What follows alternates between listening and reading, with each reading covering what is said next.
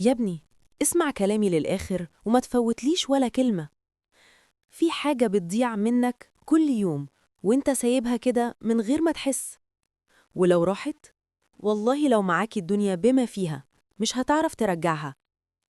قبل ما يوم جديد يطير منك اسمع الحكاية دي، علشان اللحظة دي هي اللي هتفوقك غصب عنك. في يوم من الأيام وفي قرية صغيرة كانت في قلبها شايل هم ابنها الوحيد، ابنها اللي بتحبه، بس شايفة قدام عينها وقته بيتسرب زي المية، يقضي اليوم كله ما بين الشوارع من غير هدف ومن غير ما يفكر هيعمل ايه بكرة.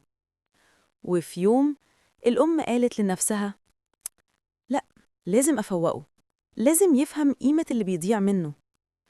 نادته وقالت له بهدوء بس بحزمة الأم اللي خايفة على ابنها: يا ابني، في ساعة جوه الدولاب، هاتهالي. الولد جاب الساعة والأم مسكتها وقالت له: انزل السوق واسأل الناس الساعة دي تسوى كام.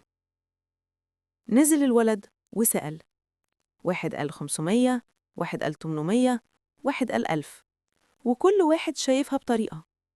رجع وقال: ماما، كل واحد قال رقم غير التاني. الأم ابتسمت وقالت: تمام، رجع الساعة مكانها. وتاني يوم نادته تاني: هات الساعة يا ابني. ولما جابها بصت له وقالت له: انزل السوق، بس المرة دي اسألهم الوقت اللي جوه الساعة دي يستاهل كام. الولد استغرب، اتلخبط، بس نفذ. نزل السوق وسأل. الناس ضحكت، ناس طنشته، ناس قالت له: انت بتسأل سؤال ملوش معنى. وفضل ماشي لحد ما وقف قدام محل راجل عجوز بيصلح الساعات.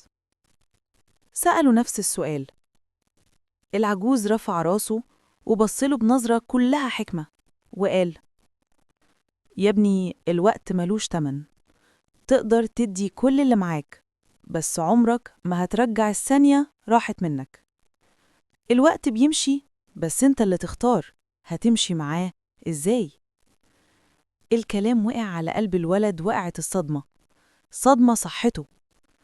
رجع لأمه وحكالها كل اللي حصل.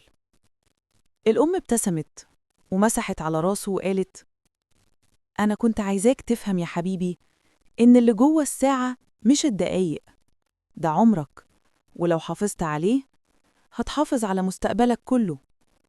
ومن اليوم ده الولد اتغير، بقى منضبط، بيخطط وبيستغل كل دقيقة.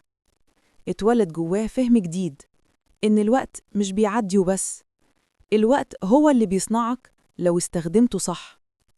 وأنا ماما اللي بتكلمك دلوقتي بقولك: وقتك أغلى من أي حاجة في الدنيا، ولو ضاع مستحيل يرجع، فحافظ عليه قبل ما تندم على لحظة راحت منك.